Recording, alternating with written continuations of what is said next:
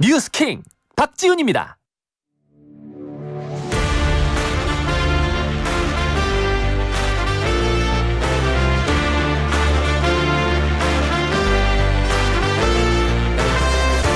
노무현 전 대통령 서거 13주기를 맞았습니다. 3년 만에 대면 행사로 엄수되는 오늘 추도식에 문재인 전 대통령을 비롯해서 범야권 인사들과 윤석열 정부 관계자와 여당 의원들이 대거 참석한다고 합니다.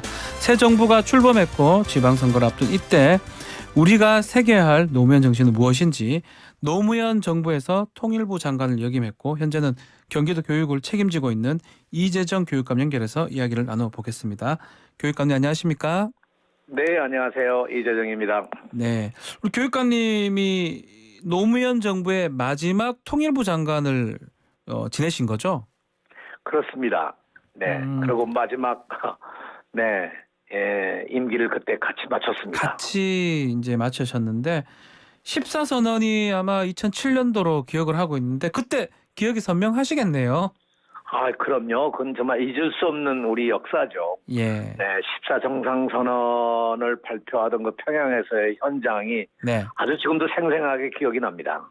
같이 가셨고 찍히고 막 그랬던 것 같은데요. 네, 그럼요. 제가 주무장관으로서 아무튼 회담 내내 회담 현장에 같이 예. 노무현 대통령 옆에 앉아서 회담 진행을 주관했고 또 이 14정상선언을 만드는 데 있어서도 역시 역할을 해서 아주 우리 역사에 남을 만한 그리고 우리가 어쩌면 남북관계에서 꼭 풀어야 될 그런 과제를 모두 담았다고 생각합니다. 14정상선언이 좀 아쉽게도 임기 말 2007년도니까요. 임기 말 정도 그때 나와서 이후 MB 정권으로 교체되면서 그렇게 부각이 좀 안 됐던 것 같아요. 네, 그때도 노무현 대통령께서 네. 그 다음에 14선언을 생각하면서 네. 이 14선언이 결국 나무에 물을 주지 않고 시들어가고 네. 이 책상 속에 그냥 갇혀 있는 것이 됐지만 언젠가는 역사에 드러나지 않겠느냐. 이것이 실현되는 날이 오지 않겠느냐는 말씀을 하셨습니다. 좀 같은 맥락일 수도 있는데요. 문재인 정부의 4.27 판문점 선언 또 9.19 평양 남북 군사 합의 이것도 윤석열 정부가 이제 바뀌면서 계승할 것 같지 않다는 뭐 이런 분석도 있거든요. 어떻게 보십니까? 저는 역시 역사는 사라지지 않는다고 생각해요. 그래서 6.15 남북 공동선언부터 시작해서 예. 노무현 대통령의 14정상선언 그리고 문재인 대통령의 4.27 판문점 선언 9.19 이 평양선언까지 네. 여기에 이어서 이제 북미 간에 맺었던 싱가포르 선언이 저는 살아있는 역사들이고 네. 이것이 남북관계 또는 한반도 평화, 동북아 평화의 결정적인 과정이었고 이 과정이 개성돼야만 한반도의 미래가 있다고 생각합니다. 네. 자, 어제까지 바이든 대통령 방한이 있었는데 이 남북 관계라든지 대미 관계 관련해서 고 노무현 대통령 원칙을 좀 설명해 주시면 한마디로 말씀 주시면 어떨까요? 원칙이? 노무현 대통령의 원칙은 남북 대화를 통해서 예. 특히 경제 협력을 통해서 평화를 구축한다는 것이었죠. 네. 그래서 당시까지만 하더라도 한반도의 평화를 저해하는 특히 예. 남북의 긴장 관계를 가져오고 군사적 충돌을 가능케 하는 서해에 있어서의 그 NLL 문제 같은 것들이 네. 오히려 우리에게 풀 수도 없고 풀기 어려운 과제이기 때문에 오히려 한반도 문제를 경제적 협력을 통해서 남북 관계를 강화해 나가고 이 기반으로 해서 평화를 구축한다. 어느 때인가가 오게 되면 이 평화 정착이 가능하지 않겠느냐. 그래서 내놓은 것이 서해 평화협력 특별지대를 만드는 것이었죠. 그렇죠. 예. 네, 이것이 아마 이것이 거의 유일한 해법이라고 생각해요. 네. 그 남북 관계를 풀어가는 과정에서 그 혹시 좀 기억에 남는 일화 같은 게 있을까요? 장관 시절 때? 부총리 하실 때. 저는 예. 아시다시피 2006년 10월 9일 북한이 첫 이 핵실험을 하면서 네. 남북 관계가 완전히 중단됐었죠. 그래서 제가 2006년 12월 11일에 이종석 장관을 이어서 네. 장관에 임명받으면서 사실 앞길이 캄캄했습니다. 캄캄하셨겠네요. 네. 하필 그 시점이라서. 예. 그럼요. 뭐 길이 보이지 않아서 아하. 사실 저로서는 남북 대화가 있어야 핵 문제도 해결할 수 있지 않겠느냐. 그래서 남북 대화를 복원하는 일에 최선을 다했고 남북 대화 복원을 위해서는 역시 그 길이 참 순탄치 않았습니다만 네. 북측에서 2007년 2월 아마 그때가 한 10일경에 네. 저희에게 그 남북 장관급 회담을 복원하는 실무회담을 열자 이런 연락이 왔었는데 예.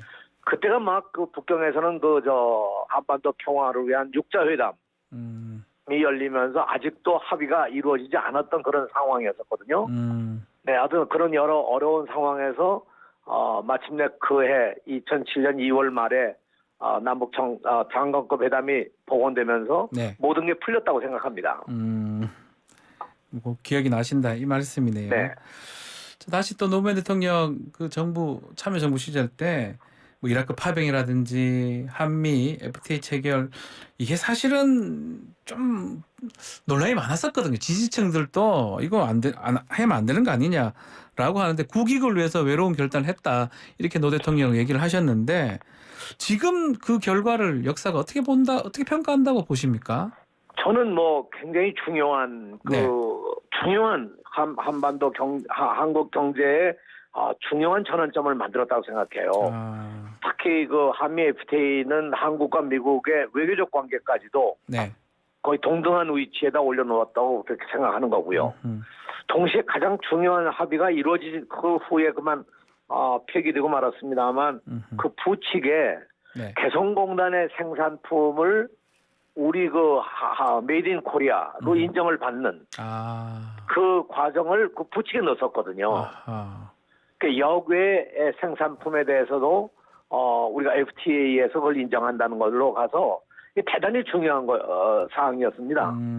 네, 근데 그것이 그 이후에 이명박 정부 들어서면서 다시 조정하면서 그 내용 자체가 사라지고 빠져버리고. 지금은 뭐 개성공단이 아예 문을 닫았으니까 정말 안타까운 일입니다. 아쉬운 일이다. 네. 자, 같이 그때 마지막 그 노무현 정부 시절 때 했던 한덕수 총리 같이 근무를 같이 하셨었네요, 내각에서.